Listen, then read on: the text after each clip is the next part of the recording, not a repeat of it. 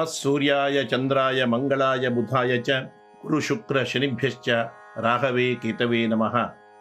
ಆದಿತ್ಯಾದಿ ನವಗ್ರಹ ದೇವತಾಭ್ಯೋ ನಮಃ.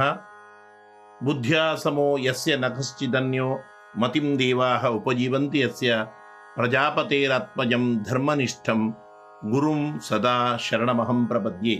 ಹರೇ ಕೃಷ್ಣ, ಹರೇ ಶ್ರೀನಿವಾಸ. ಆಧ್ಯಾತ್ಮ ಬಂಧುಗಳೇ, ಆದಿತ್ಯಾದಿ ನವಗ್ರಹ ದೇವತೆಗಳಲ್ಲಿ ಪ್ರಮುಖ ಪಾತ್ರ ವಹಿಸಿ ದೇವತಾನುಗ್ರಹ ಅದೃಷ್ಟಾದಿಗಳನ್ನು ಸೂಚಿಸುವ ಬೃಹಸ್ಪತಿ ಅಥವಾ ಗುರುಗ್ರಹದ ಬಗೆಗಿನ ಎಲ್ಲ ವಿಶೇಷ ವಿಚಾರಗಳನ್ನು ಈ ವಿಡಿಯೋ ಸಂದೇಶದ ಮೂಲಕ ತಿಳಿದುಕೊಳ್ಳೋಣ. ವೀಕ್ಷಕರೇ, ಜ್ಯೋತಿಷ್ಯ ಚಿಂತನೆಯ ಹಿಂದಿನ 4 ಭಾಗಗಳಲ್ಲಿ ನವಗ್ರಹ ರಾಜನಾದ ಸೂರ್ಯನ ಬಗ್ಗೆಯೂ, ಪಿತೃಕಾರಕ ಆತ್ಮಕಾರಕ ಸೂರ್ಯನ ಪ್ರಭಾವ ಯೋಗಗಳನ್ನು, ಸೂರ್ಯ ದೋಷ ನಿವಾರಣೆಯ ಉಪಾಯವನ್ನು ಮೊದಲ ಭಾಗದಲ್ಲಿ, ಹಾಗೆಯೇ ಚಂದ್ರಗ್ರಹದ ಪ್ರಭಾವ ಕಾರಕತ್ವವನ್ನು, ಚಂದ್ರನ ಸ್ವಾಮಿತ್ವದ ಕರ್ಕರಾಶಿಯವರ ಗುಣಲಕ್ಷಣಗಳನ್ನು, 3ನೇ ಭಾಗದಲ್ಲಿ ಮಂಗಳ ಗ್ರಹದ ವಿಶೇಷತೆ, ಮಂಗಳ ದೋಷ ಹೇಗೆ ಉಂಟಾಗುತ್ತದೆ, ಅದಕ್ಕೆ ಏನು ಪರಿಹಾರ ಎಂಬ ವಿಚಾರಗಳನ್ನು, 4ನೇ ಭಾಗದಲ್ಲಿ ಬುದ್ಧಿ ವಿದ್ಯಾಕಾರಕನಾದ ಬುಧಗ್ರಹದ ಮಹತ್ವ, ಬುಧನ ಪ್ರಾಬಲ್ಯಕ್ಕಾಗಿ ಮಾಡಬಹುದಾದ ಸರಳ ಉಪಾಯಗಳನ್ನು ತಿಳಿಸಿದ್ದೇನೆ. ಜ್ಯೋತಿಷ್ಯ ಶಾಸ್ತ್ರದಲ್ಲಿ ಉಕ್ತವಾದ ಆದಿತ್ಯಾದಿ ನವಗ್ರಹ ದೇವತೆಗಳ ವಿಶೇಷತೆ, ಸಾಮಾನ್ಯ ಜ್ಞಾನವು ಎಲ್ಲರಿಗೂ ಸಿಗಬೇಕೆಂಬ ಉದ್ದೇಶದಿಂದ ತಿಳಿಸಿದ ಹಿಂದಿನ ಈ ಎಲ್ಲ ವಿಡಿಯೋಗಳನ್ನು ತಾವು ನೋಡದಿದ್ದರೆ ನೋಡಿಕೊಳ್ಳಿ. ಇಂದಿನ 5ನೇ ಭಾಗದಲ್ಲಿ ನವಗ್ರಹಗಳಲ್ಲಿ ಬೃಹಸ್ಪತಿಯ ಸ್ಥಾನ, ವಿಶೇಷತೆ, ಮಹತ್ವ ಏನು, ಜಾತಕದಲ್ಲಿ ಗುರುವಿನ ಪ್ರಾಬಲ್ಯ ಇಲ್ಲದಿದ್ದರೆ ಏನೇನು ಪರಿಣಾಮಗಳು ನಮಗೆ ಉಂಟಾಗುತ್ತವೆ, ಗುರು ಉಚ್ಚರಾಶಿಯಲ್ಲಿದ್ದು ಪ್ರಬಲನಾಗಿದ್ದರೆ ಯಾವ ಯಾವ ಉತ್ತಮ ಯೋಗಗಳು ಪ್ರಾಪ್ತಿಯಾಗುತ್ತವೆ, ಗುರುಬಲ ವೃದ್ಧಿಗಾಗಿ ಯಾವ ಯಾವ ಪರಿಹಾರ ಉಪಾಯಗಳನ್ನು ನಡೆಸಬಹುದು, ಗುರುಬಲ ಇಲ್ಲದೇ ಇರುವಾಗ ಅನಿವಾರ್ಯವಾಗಿ ಯಾವುದೇ ಶುಭ ಕರ್ಮಗಳನ್ನು ಮಾಡಬೇಕಾಗಿ ಬಂದರೆ ಯಾವ ರೀತಿ ನಾವು ಮುಂದುವರಿಯಬಹುದು, ಗುರುಗ್ರಹದ ಮಂತ್ರದೊಂದಿಗೆ ಎಲ್ಲ ರೀತಿಯ ಗುರುವಿನ ಸ್ವಾಮಿತ್ವ ಇರುವ ಧನುರಾಶಿ ಮೀನರಾಶಿಯವರ ಹಾಗೂ ಧನುರ್ಲಗ್ನ ಮೀನಲಗ್ನದವರ ಸ್ವಭಾವ ಗುಣಲಕ್ಷಣಗಳನ್ನು ಕೂಡ ಇದರ ಮೂಲಕ ತಿಳಿದುಕೊಳ್ಳೋಣ. ಬಂಧುಗಳೇ, ತಾವು ಇಲ್ಲಿಯವರೆಗೆ ನನ್ನ ವಿಶ್ವನಾಥ್ ಭಟ್ ಎಂಬ ಯೂಟ್ಯೂಬ್ ಚಾನಲ್ಗೆ ಸಬ್ಸ್ಕ್ರೈಬ್ ಆಗಿರದಿದ್ದರೆ ಆಗಿ, ಉತ್ತಮವಾಗಿದ್ದರೆ ಲೈಕ್ ಮಾಡಿ, ನಿಮ್ಮೆಲ್ಲ ಬಂಧು ಮಿತ್ರರಿಗೆ ಶೇರ್ ಮಾಡಿ, ನಿಮ್ಮ ಪ್ರಶ್ನೆ, ಮೆಚ್ಚುಗೆ, ಸಂದೇಹಗಳನ್ನು ಕಮೆಂಟ್ ಮೂಲಕ ತಿಳಿಸಿ. ಜ್ಯೋತಿಷ್ಯ ವಾಸ್ತು ವಿಷಯಗಳನ್ನು ಆನ್ಲೈನ್ ಮೂಲಕವೂ ಅಥವಾ ನಮ್ಮನ್ನ 9820118612 ಈ ನಂಬರಿಗೆ ಕರೆ ಮಾಡಿಯೂ ಸಂಪರ್ಕಿಸಬಹುದಾಗಿದೆ. ಬಂಧುಗಳೇ, ನಾವು ಒಂದು ಸುಭಾಷಿತವನ್ನು ಕೇಳಿದ್ದೇವೆ. ಗುರು ಇಲ್ಲದ ಜೀವನ, ಗುರಿ ಇಲ್ಲದ ಮಾರ್ಗ ಎರಡೂ ಶೂನ್ಯವಾಗುತ್ತದೆ. ಜ್ಯೋತಿಷ್ಯ ಶಾಸ್ತ್ರದಲ್ಲಿಯೂ ಈ ಮಾತು ಅಕ್ಷರಶಃ ಸತ್ಯ. ಯಾವ ಗ್ರಹಗಳ ಪ್ರಭಾವ, ಶುಭ ಫಲಗಳು, ಯೋಗಗಳು ಉಂಟಾಗುತ್ತವೆ ಎಂದು ಜಾತಕ ಮೂಲಕ ನಮಗೆ ತಿಳಿದರೂ ನಮ್ಮ ಜಾತಕದಲ್ಲಿ ಗುರುವಿನ ಬಲ ಇಲ್ಲದಿದ್ದರೆ ಅದೆಲ್ಲ ವ್ಯರ್ಥ ಅಥವಾ ವಿಶೇಷ ಶುಭ ಫಲದಾಯಕ ಆಗುವುದಿಲ್ಲ. ದೇವತೆಗಳಿಗೆ ಗುರುವು ಸುಜ್ಞಾನ, ಧರ್ಮ ಕಾರ್ಯ, ಅದೃಷ್ಟ, ದೇವತಾನುಗ್ರಹವನ್ನು ಸೂಚಿಸುವ, ನೀಡುವ, ಜಾತಕ ಪ್ರಕಾರ ನಮಗೆ ಎಲ್ಲವನ್ನು ಕೊಡುವ ಬೃಹಸ್ಪತಿಯ ಪೂರ್ಣ ಲಕ್ಷಣಗಳನ್ನು ಜ್ಯೋತಿಷ್ಯ ಶಾಸ್ತ್ರ ಈ ರೀತಿ ತಿಳಿಸಿದೆ. ಬೃಹದ್ಗಾತ್ರೋ ಗುರುಶ್ಚೈವ ಪಿಂಗಲೋ ಮೂರ್ಧಜೇಕ್ಷಣ ಕಫ ಪ್ರಕೃತಿಕೋ ಧೀಮಾನ್ ಸರ್ವಶಾಸ್ತ್ರ ವಿಶಾರದ. ಬಹು ದೊಡ್ಡದಾದ ಶರೀರವುಳ್ಳವನು ಗುರುವು, ಹಳದಿ ವರ್ಣದ ದೃಷ್ಟಿ, ಕೂದಲು ಉಳ್ಳವನು, ಕಫ ಪ್ರಕೃತಿಯವನು, ಉತ್ತಮ ವಿದ್ಯಾವಂತನು, ಎಲ್ಲ ಶಾಸ್ತ್ರಗಳಲ್ಲಿ ವಿಶಾರದನೂ ಆಗಿದ್ದಾನೆ. ಅದರರ್ಥ ಗುರುವಿನ ಒಡೆತನದಲ್ಲಿರುವ ಧನುರಾಶಿ ಮೀನರಾಶಿಯವರು, ಧನುರ್ಲಗ್ನ ಮೀನಲಗ್ನದವರು ಸಾಮಾನ್ಯವಾಗಿ ಹೀಗೆಯೇ ಇರುತ್ತಾರೆ. ಸಂತತಿ, ಸಂಪತ್ತು, ಐಶ್ವರ್ಯ, ವೇದಾಂತ ಜ್ಞಾನ, ಉತ್ತಮ ಮಂತ್ರಾನುಷ್ಠಾನ, ತೀವ್ರ ಬುದ್ಧಿ, ಧರ್ಮಗುರುತ್ವ, ಯಶಸ್ಸು, ಔದಾರ್ಯ, ಮತ್ತೊಬ್ಬರಿಗೆ ತನ್ನ ಜೀವನದಲ್ಲಿ ಪೂರ್ಣ ತ್ಯಾಗ, ಸಲಹೆ, ಉಪದೇಶ, ಜ್ಞಾನದೃಷ್ಟಿ, ವೈದ್ಯಕೀಯ ವೃತ್ತಿ, ಉಪಾಧ್ಯಾಯ ವೃತ್ತಿ, ಆಹಾರ ಪದಾರ್ಥಗಳ ವ್ಯಾಪಾರ ವ್ಯವಹಾರ, ನ್ಯಾಯಾಧೀಶ ಸ್ಥಾನ, ಉತ್ಕೃಷ್ಟ ಸ್ಥಾನಮಾನ, ಎಲ್ಲ ವಿಷಯಗಳಿಗೆ ಗುರು ಕಾರಕನಾಗಿರುತ್ತಾನೆ. ಸಾಮಾನ್ಯವಾಗಿ ಧನುರಾಶಿ ಮೀನರಾಶಿಯವರು, ಧನುರ್ಲಗ್ನ ಮೀನಲಗ್ನದವರು ಕೂಡ ಇದೇ ಮನೋಧರ್ಮಗಳನ್ನು ಹೊಂದಿದವರಾಗಿರುತ್ತಾರೆ. ಜಾತಕದಲ್ಲಿ ಗುರು ಪ್ರಬಲನಾಗಿದ್ದರೆ, ಹಾಗೆಯೇ ಗುರುವಿನ ರಾಶಿ ಧನುರಾಶಿ ಮೀನರಾಶಿಯವರಾಗಿದ್ದರೆ, ಧನುರ್ಲಗ್ನ ಮೀನಲಗ್ನಗಳು ಕೂಡ ಒಂದು ವೇಳೆ ಪ್ರಬಲವಾಗಿದ್ದರೆ ಅಂಥವರು ವಿದ್ಯಾವಂತರು, ಶಾಂತ ಸ್ವಭಾವದವರು, ಸದಾಚಾರವಂತರು, ಆಧ್ಯಾತ್ಮ ಶಾಸ್ತ್ರ ನಿಪುಣರು, ರಾಜಕಾರಣದಲ್ಲಿ ಹಾಗೆಯೇ ದೇಶಭಕ್ತಿ, ಸಮಾಜ ಸೇವಾ ಕಾರ್ಯದಲ್ಲಿ ನಿಷ್ಣಾತರು, ಬುದ್ಧಿವಂತರು, ಪರೋಪಕಾರಿಗಳು, ಕಷ್ಟದಲ್ಲಿರುವವರಿಗೆ ಸಹಾಯ ಮಾಡುವ ಹೃದಯವಂತರು, ಸತ್ಯ ಧರ್ಮಕ್ಕಾಗಿ ಹೋರಾಟ ಮಾಡುವವರು, ಯೋಗ್ಯ ಸಲಹೆ ಮಾರ್ಗದರ್ಶನವನ್ನು ನೊಂದವರಿಗೆ ಕೊಡುವವರು, ಅನೀತಿ ಅಸತ್ಯ ಅಧರ್ಮ ಕಾರ್ಯಗಳಿಂದ ದೂರ ಇರುವವರು ಕೂಡ ಆಗುತ್ತಾರೆ.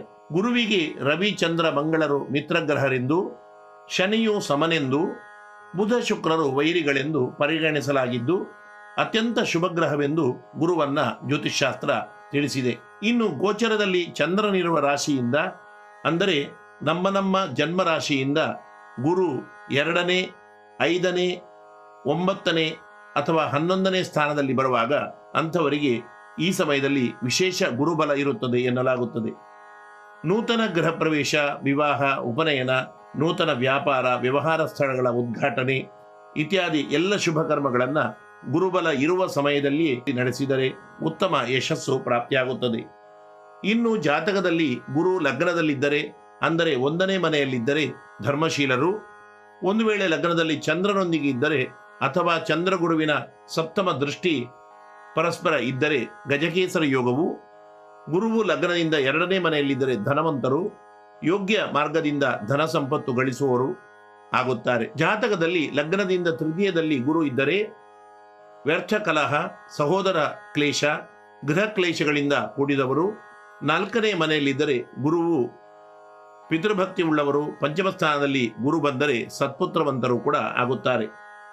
ಒಂದು ವೇಳೆ ಜಾತಕದಲ್ಲಿ ಲಗ್ನದಿಂದ 6ನೇ ಮನೆಯಲ್ಲಿ ಗುರು ಇದ್ದರೆ ಸೋಮಾರಿಗಳು, ಸದಾ ವ್ಯರ್ಥ ಸಂಚಾರ ನಿರತರು, ದಪ್ಪದಾದ ಶರೀರವುಳ್ಳವರು ಕೂಡ ಆಗುತ್ತಾರೆ. ಲಗ್ನದಿಂದ ಸಪ್ತಮದಲ್ಲಿ ಜಾತಕದಲ್ಲಿ ಗುರು ಇದ್ದರೆ ಸದಾಚಾರವಂತರು, ಚೋರರಿಂದ ಧನವನ್ನ ಪಡೆಯುವವರು, ವಿವಾಹ ವಿಷಯದಲ್ಲಿ ಸ್ವಲ್ಪ ಅನಾಸಕ್ತಿ ಇರುವವರು ಕೂಡ ಆಗಬಹುದು.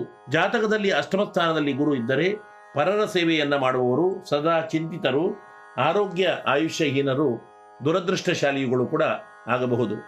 ಲಗ್ನದಿಂದ 9ನೇ ಮನೆಯಲ್ಲಿ ಗುರು ಇದ್ದರೆ ರಾಜಕಾರಣಿಯು, ಮುಖ್ಯ ಸಚಿವ ಸ್ಥಾನವನ್ನ ಪಡೆಯುವ ಯೋಗ ಉಳ್ಳವರು, ಚಂದ್ರನ ದೃಷ್ಟಿ ಒಂದು ವೇಳೆ ಇದ್ದರೆ ವಿಲಾಸಿಗಳು, ಶುಕ್ರ ದೃಷ್ಟಿ ಗುರುವಿಗೆ ಇದ್ದರೆ ಧನವಂತರು, ಶನಿಯ ದೃಷ್ಟಿ ಇದ್ದರೆ ಪಶುಪಾಲನೆ ಮಾಡುವವರು ಕೂಡ ಆಗಬಹುದಾಗಿದೆ. ಕರ್ಮಸ್ಥಾನ ಎಂದರೆ ಲಗ್ನದಿಂದ 10ನೇ ಮನೆಯಲ್ಲಿ ಗುರು ಇದ್ದರೆ ಮಹಾಪ್ರತಾಪಿಗಳು, ಸತ್ಕೀರ್ತಿವಂತರು, ಉತ್ತಮ ಕಾರ್ಯವನ್ನ ಎಸಗುವವರು. ಏಕಾದಶ ಸ್ಥಾನದಲ್ಲಿ ಗುರು ಒಂದು ವೇಳೆ ಇದ್ದರೆ ಮಿತ್ರರಿಗೆ ಸಹಾಯ ಮಾಡುವವರು, ನಿಷ್ಕಪಟಿಗಳು, ಕಲಾಸಕ್ತರು, ಧನವಂತರು ಕೂಡ ಆಗುತ್ತಾರೆ. ಒಂದು ವೇಳೆ ವ್ಯಯದಲ್ಲಿ ಜಾತಕದಲ್ಲಿ ಲಗ್ನದಿಂದ ಅಂದರೆ 12ನೇ ಮನೆಯಲ್ಲಿ ಬೃಹಸ್ಪತಿ ಇದ್ದರೆ ಸದಾ ಯಾವುದೇ ರೋಗಗಳಿಂದ ಬಳಲುತ್ತಾ ಇರುವವರು, ಧನವಿಹೀನರು, ಸಿಟ್ಟಿನ ಸ್ವಭಾವದವರು, ಜಗಳವಾಡುವವರು ಕೂಡ, ದರಿದ್ರರು ಕೂಡ ಆಗಬಹುದಾಗಿದೆ. ಒಟ್ಟು ಜನ್ಮ ಸಮಯದ ಪ್ರಕಾರ ಇರುವ ನಮ್ಮ ಜಾತಕದಲ್ಲಿ ಲಗ್ನದಿಂದ 3, 6, 8, 12ನೇ ಸ್ಥಾನದಲ್ಲಿ ಗುರು ಇದ್ದರೆ ಅನೇಕ ತೊಂದರೆಗಳು ಅವನಿಗೆ ಜೀವನದಲ್ಲಿ ಬರುತ್ತದೆ. ಅದೃಷ್ಟ ಇಲ್ಲದಿರುವುದು, ಯಾವುದೇ ಕೆಲಸದಲ್ಲಿ ಯಶಸ್ಸು ಪ್ರಾಪ್ತಿಯಾಗದೇ ಇರುವುದು, ಶರೀರ ಸ್ವಸ್ಥತೆ ಇಲ್ಲದಿರುವುದು, ಕೋರ್ಟು ಕಚೇರಿ, ಹಣದ ಕೊರತೆ ಮುಂತಾದ ಅನೇಕ ತೊಂದರೆಗಳು ಉಂಟಾಗಬಹುದು. ಜಾತಕದಲ್ಲಿ ಗುರು ಪ್ರಬಲನಾಗಿದ್ದರೆ ಶುಭಗ್ರಹ ಯೋಗ, ಶುಭ ಸ್ಥಾನ, ಶುಭ ರಾಶಿ, ಶುಭಗ್ರಹ ದೃಷ್ಟಿ ಶುಭಾಂಶಗಳಲ್ಲಿ ಇದ್ದರೆ ಎಲ್ಲ ಕಾರ್ಯದಲ್ಲಿ ಯಶಸ್ಸು, ಉತ್ತಮ ಜೀವನ, ಸತ್ಕೀರ್ತಿಗಳು, ಅದೃಷ್ಟ ಭಾಗ್ಯಾದಿಗಳು ಪ್ರಮುಖ ದೇವತಾನುಗ್ರಹ ಸೂಚಕ ಬೃಹಸ್ಪತಿಯಿಂದ ಪ್ರಾಪ್ತಿಯಾಗುತ್ತದೆ. ಗುರುವಿನ ಸ್ವಾಮಿತ್ವದ 2 ರಾಶಿಗಳಾದ ಧನುರಾಶಿ, ಮೀನರಾಶಿಯವರು ಗುರುವಿನ ರತ್ನ 4ರಿಂದ 5 ಕ್ಯಾರೆಟ್ ವರೆಗಿನ ಪುಷ್ಯರಾಗ ಮಣಿಯನ್ನು ಬಂಗಾರದಲ್ಲಿ ಕಟ್ಟಿಸಿ ಗುರುವಾರ ದಿವಸ ಬಲಗೈಯ ತೋರು ಬೆರಳಿಗೆ ಧರಿಸಿದರೆ ಶುಭ ಫಲಗಳು ಅಧಿಕವಾಗಿ ಪ್ರಾಪ್ತಿಯಾಗುತ್ತವೆ. ಗುರು ದುರ್ಬಲನಾಗಿರುವ ಜಾತಕದವರು ಸಹ, ಧನು ಮೀನರಾಶಿಯ ಲಗ್ನದವರೂ ಸಹ ಉತ್ತಮ ಜ್ಯೋತಿರ್ವಿದರ ಸಲಹೆಯನ್ನ ಪಡೆದು ಈ ಪುಷ್ಯರಾಗ ಮಣಿಯನ್ನ ಧರಿಸಿದರೆ ಉತ್ತಮ. ಹಳದಿ ವರ್ಣದ ಬಟ್ಟೆಯಲ್ಲಿ ಕಡಲೆ ಧಾನ್ಯವನ್ನು ಕಟ್ಟಿ ಗುರುವಾರದಂದು ಯೋಗ್ಯ ಬ್ರಾಹ್ಮಣರಿಗೆ ದಾನವನ್ನು ಕೊಟ್ಟರೂ ಗುರುಬಲ ಉತ್ತಮವಾಗುತ್ತದೆ. ಗುರುಬಲ ಇಲ್ಲದೆ ಇರುವಾಗ ಅನಿವಾರ್ಯವಾಗಿ ಯಾವುದೇ ಶುಭ ಕಾರ್ಯಗಳನ್ನು ಮಾಡಲೇಬೇಕಾಗಿ ಬಂದವರು ತಮ್ಮ ತಮ್ಮ ಕುಲದೇವರಿಗೆ ವಿಶೇಷ ಪ್ರಾರ್ಥನೆ ಸೇವಾದಿಗಳನ್ನು ನಡೆಸಿ ಗುರುಜಪ 16,000 ಪೂರ್ವಕ ಗುರು ಶಾಂತಿಯನ್ನು ನಡೆಸಿ ಮುಂದುವರಿದರೆ ಶುಭವಾಗುತ್ತದೆ. ಪ್ರತಿ ಗುರುವಾರ ಇಷ್ಟ ದೇವಾಲಯ ದರ್ಶನ, ಇಷ್ಟ ದೇವರ ಸ್ತೋತ್ರ, ಮಂತ್ರಜಪ ಇವುಗಳನ್ನು ನಡೆಸಿದರೂ ಕೂಡ ಗುರುದೋಷ ನಿವಾರಣೆಯಾಗಿ ಗುರುಬಲ ಪ್ರಾಪ್ತಿಯಾಗುತ್ತದೆ. ನಿಮ್ಮ ಗುರುಮಠದ ಗುರುಗಳಿಗೆ ಉತ್ತಮ ಪೀತಾಂಬರ ವಸ್ತ್ರದಾನ, ಸಾಧ್ಯವಿದ್ದರೆ ಗುರುಪ್ರಿಯವಾದ ಬಂಗಾರ ದಾನಾದಿಗಳನ್ನು ನಡೆಸಿ ಗುರುಭಕ್ತಿಯನ್ನ ತೋರಿಸಿದರೆ, ಗುರುಗಳಿಗೆ ಶ್ರದ್ಧೆಯಿಂದ ಸೇವೆಯನ್ನು ನಡೆಸಿದರೂ ಕೂಡ ಗುರುಬಲವು ಪ್ರಾಪ್ತಿಯಾಗುತ್ತದೆ. ಗುರುವು ಜ್ಯೋತಿಷ್ಶಾಸ್ತ್ರದ ಪ್ರಕಾರ ನಿಮ್ಮ ಕುಲದೇವರ ಆರಾಧನೆಯನ್ನು, ಇಷ್ಟದೇವರ ಆರಾಧನೆ ಸೇವೆಗಳನ್ನು ನಡೆಸಿದರೆ ಪ್ರಬಲನಾಗುತ್ತಾನೆ ಎಂದು ಒಟ್ಟಾಗಿ ಹೇಳುತ್ತದೆ. ಪ್ರತಿದಿನ ಸಾಧ್ಯವಿಲ್ಲದಿದ್ದರೆ ಪ್ರತಿ ಗುರುವಾರ ಬೆಳಿಗ್ಗೆ ಅಥವಾ ಸಂಧ್ಯಾಕಾಲದಲ್ಲಿ ಬೃಹಸ್ಪತಿಯ ಈ ಸರಳವಾದ ಶ್ಲೋಕ ಮಂತ್ರವನ್ನು ಜಪಿಸಿದರೆ ಉತ್ತಮ ವಿದ್ಯೆ, ಬುದ್ಧಿ, ಜ್ಞಾನ, ಭಗವಂತನ ಅನುಗ್ರಹಗಳು ಪ್ರಾಪ್ತಿಯಾಗಲು ಸಾಧ್ಯವಿದೆ. ದೇವಾನಾಂಚ ಋಷೀಣಾಂಚ ಗುರುಂ ಕಾಂಚನ ಸನ್ನಿಭಂ ಬುದ್ಧಿಭೂತಂ ತ್ರಿಲೋಕೇಶಂ ತಂ ನಮಾಮಿ ಬೃಹಸ್ಪತಿಂ. ಈ ಮಂತ್ರವನ್ನು 12, 28, 48, 54 ಅಥವಾ ಒಂದು ಸಲಕ್ಕೆ ಹೆಚ್ಚೆಂದರೆ 108 ಸಲ ಹೇಳಿದರೆ ಉತ್ತಮ ಶುಭಫಲ ಪ್ರಾಪ್ತಿಯಾಗುತ್ತದೆ. ದೇವತೆಗಳ ಗುರು ಆಚಾರ್ಯನಾದ ಅದೃಷ್ಟ, ಸಂಪತ್ತು, ಸಿರಿ, ದೇವತಾನುಗ್ರಹ ಕಾರಕ ಬೃಹಸ್ಪತಿ ತಮಗೆಲ್ಲರಿಗೂ ಕೂಡ ಶುಭವನ್ನೇ ಉಂಟು ಮಾಡಲಿ ಎನ್ನುತ್ತಾ ಮುಂದೆ ಜ್ಯೋತಿಷ್ಯ ಶಾಸ್ತ್ರದಲ್ಲಿ ಶುಕ್ರನ ಮಹತ್ವವೇನು, ಶುಕ್ರನ ರಾಶಿಗಳಾದ ತುಲಾ, ವೃಷಭ ರಾಶಿಗಳ ಸ್ವಭಾವ ಏನು, ಶುಕ್ರದೋಷ ನಿವಾರಣೆಗೆ ಸರಳ ಉಪಾಯಗಳಾವುವು, ಶುಕ್ರನ ಕಾರಕತ್ವವನ್ನು ಕೂಡ ಎಲ್ಲ ಶುಕ್ರನ ಬಗ್ಗಿನ ವಿಚಾರವನ್ನು ಮುಂದಿನ ವಿಡಿಯೋದಲ್ಲಿ ತಿಳಿದುಕೊಳ್ಳೋಣ ಎನ್ನುತ್ತಾ ವಿರಮಿಸುತ್ತೇನೆ. ಸರ್ವೇ ಸಂತು ನಿರಾಮಯಾಃ, ಸರ್ವೇ ಸಂತು ನಿರಾಮಯಾಃ.